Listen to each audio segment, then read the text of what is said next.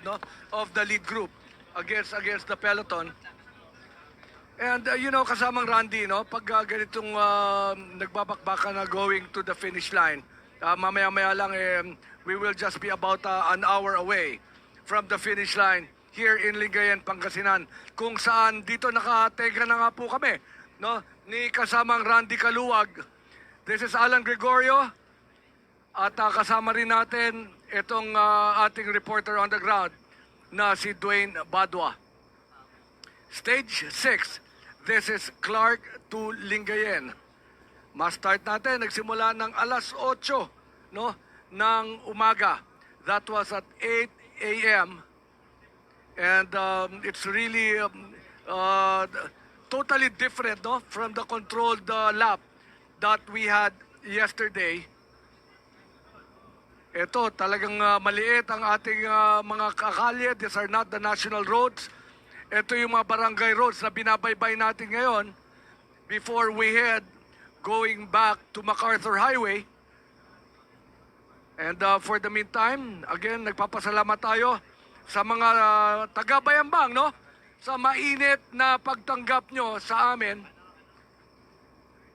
Mamaya, Orbistondo, Pangasinan, Mga Tarem, Aguilar, Bugalyon, Binmaley, and finally in Lingayen. We will try to get some trivia and some reports from Dwayne Bagya. And in just a short while, inaantay lang natin ang go signal ng ating team.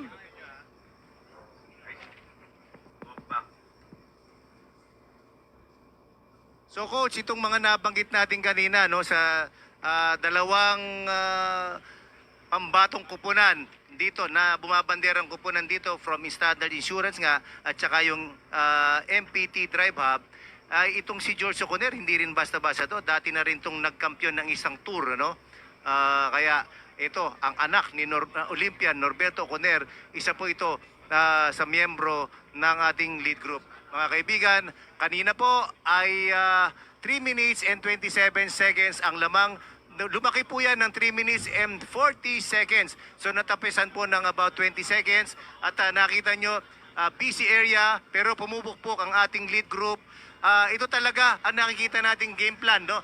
Game plan ng mga Pilipino dahil gusto nila talagang matapisan na ang pamamayagpag nitong si Joy Daihong. Itong si Joy Daihong ay nangunguna 4 na minuto at 30 seconds, no?